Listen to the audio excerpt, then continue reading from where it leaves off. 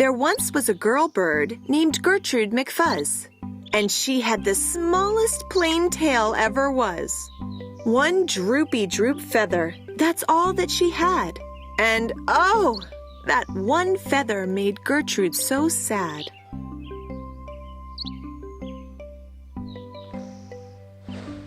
For there was another young bird that she knew, a fancy young birdie named Lala Lilu. And instead of one feather behind, she had two.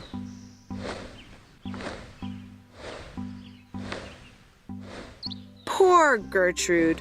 Whenever she happened to spy Miss Lala Lilu flying by in the sky, she got very jealous. She frowned and she pouted. Then one day she got awfully mad and she shouted,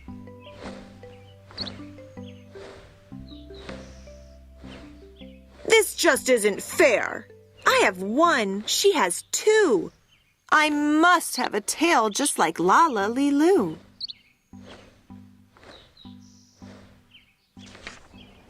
So she flew to her uncle, a doctor named Dake, whose office was high in a tree by the lake.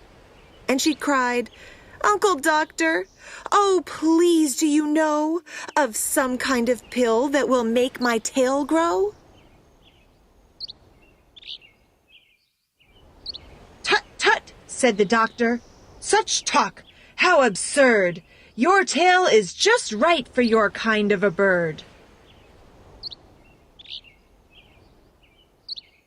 Then Gertrude had tantrums. She raised such a din that finally her uncle, the doctor, gave in.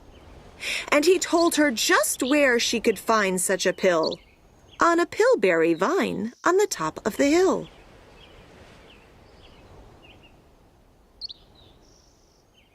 "Oh, thank you," chirped Gertrude McFuzz, and she flew right straight to the hill where the pillberry grew.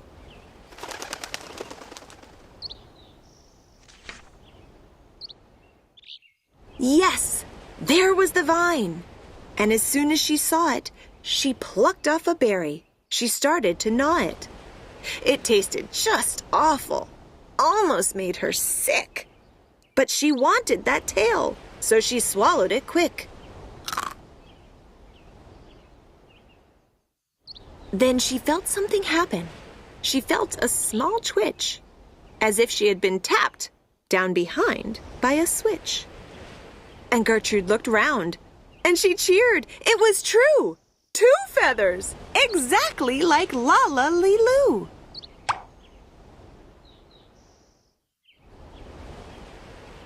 Then she got an idea.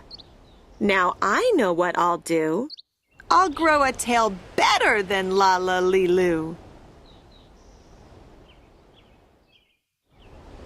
These pills that grow feathers are working just fine. So she nibbled another one off of the vine.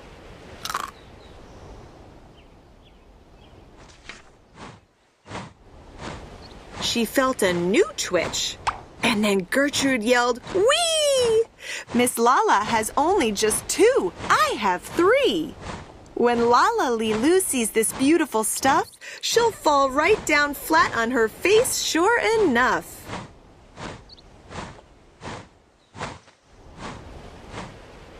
"I'll show her who's pretty. I certainly will. Why, I'll make my tail even prettier still."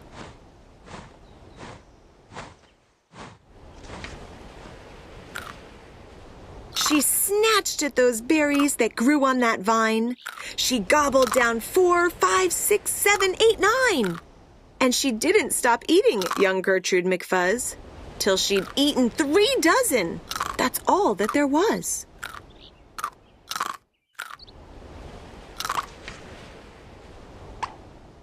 Then the feathers popped out with a zang, with a zing.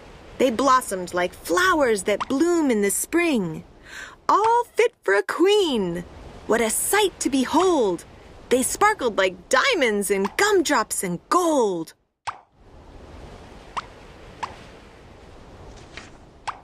Like silk, like spaghetti, like satin, like lace. They burst out like rockets all over the place. They waved in the air and they swished in the breeze, and some were as long as the branches of trees.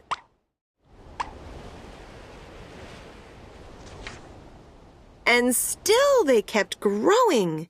They popped and they popped until long about sundown, when finally they stopped.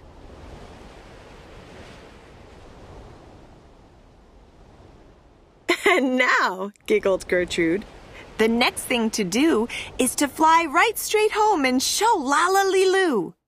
And when Lala sees these, why, her face will get red, and she'll let out a scream and she'll fall right down dead.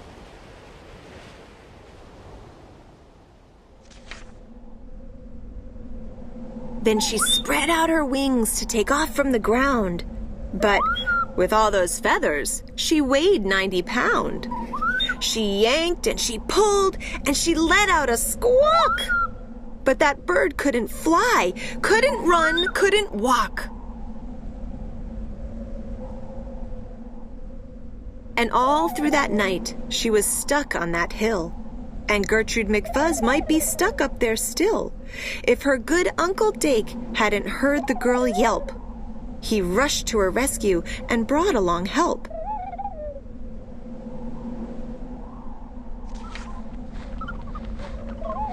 To lift Gertrude up almost broke all their beaks, and to fly her back home, it took almost 2 weeks. And then it took almost another week more to pull out those feathers. My, Gertrude was sore.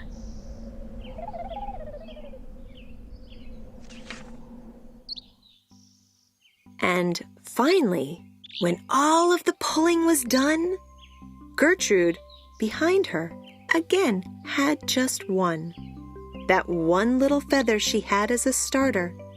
But now that's enough, because now she is smarter.